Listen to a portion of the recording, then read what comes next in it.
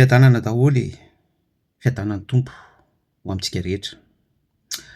Fa maninona moa ny pejy izahay ny tenako diolilo fanosorana no lazainareo ao amin'ny Royal Chapel fa hoe agent démonia mpiasan'ny Satana.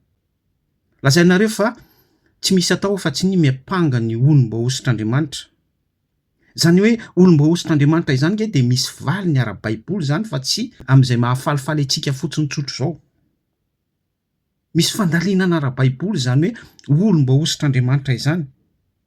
Rehefa milaza ny marina ety amin'ny tambajotra ve izahay manapotsitra ny amin'ny karazana fampianaran-diso manatsikafina midévoiler an'ireo mpisandoka fonction sy mpisandoka fanomezam-pahasoavana mpanao usurpation ny fahamarinan'ny soratra masina sy ny toko sy andiny rehetra ao amin'ny baiboly. De lazainareo ao amin'ny Royal Chapel, tsy anareo ihany fa be da be mihitsy anareo rehefa voatsindro ny soratra masina. De miapangana hoe olona ampiasain'ny démonie, olony devoly, mpiasan'ny démonie, tsy misy atao fa tsy mikritika sy mitsaratsara mpanompon'Andriamanitra. De izany toe-poso, toe-tsaina, toe-panahy izany ve no eritreretinareo fa idirana sy andovana ny fiainana mandrakizay. Normalina le firenena raha ohatra zao no zava-misy iainana sy tsapain'ny fiarahamonina. Satria isika dia tompokotopoko daholo tompokotopoko.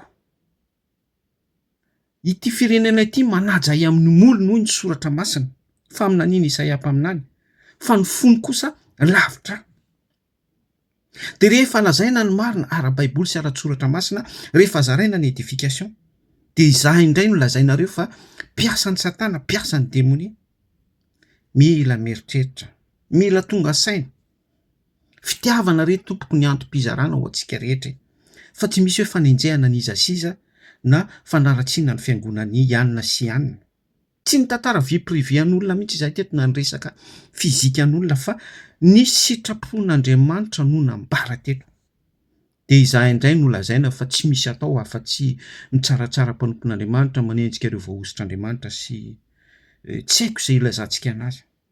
Ka raha te hivoatra ara-panahy isika dia manova recul kely mba dinio ihany re tompoko le zavatra zaraina amintsika. Mba dinio ihany fa fitiavana manarina fahotana, izany no ifananarantsika sy ifampizarantsika eto.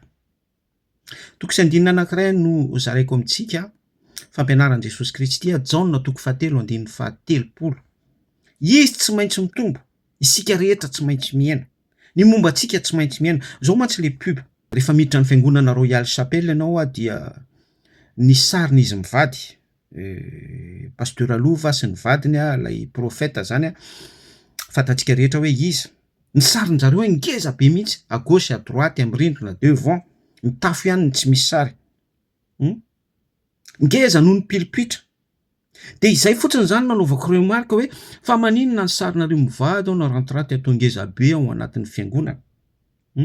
Eto isika de miresaka ny Jaona toko 7:7 hoe izy Jesosy Kristy tsy maintsy mitombo fa izaho kosa tsy maintsy miaina, isika rehetra tsy maintsy miaina.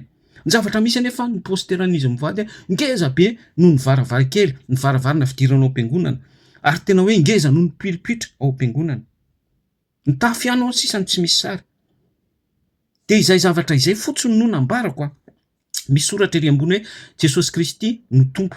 Fa le hoe Jesosy Kristy no tompo raha mbola kely noho ny lay sariny izy mivady, ngeza be mihitsy, ngeza be mihitsy. Ohatran'ireny mbola ngeza be noho ireny hitanareo le posterana propagande présidentielle ireny. De tsy mahatonga sainantsika ve izany remarque izany, izany réflexion izany. De izany midévoile an'izany, tsy manatsikafina an'izany, tsy misy zavatra hafa akory nambarako ankoatran'izany. De izany indray ny devoly, agent-ny Satana, tsy misy atao fa tsy manenjika mpanompon'Andriamanitra. Mizara fotsiny ampitiavana be. Izy tsy maintsy mitombo, Jesosy Kristy tsy maintsy mitombo, isika rehetra tsy maintsy miaina. Zay miraso.